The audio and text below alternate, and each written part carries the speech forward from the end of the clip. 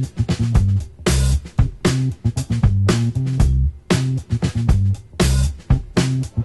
dia, soc el president de la cooperativa del Camp de l'Albi i a part també soc membre del Consell Regulador de la denominació d'origen Garrigues.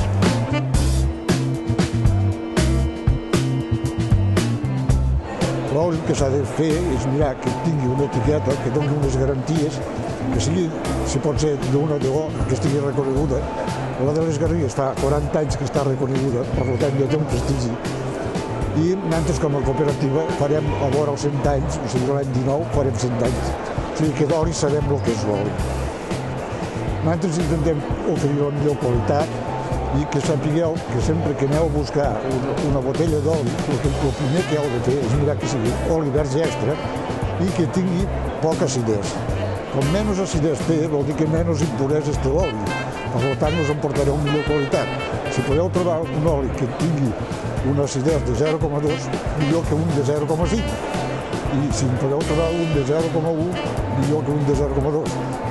La diferència és poca entre un i l'altre, però és millor.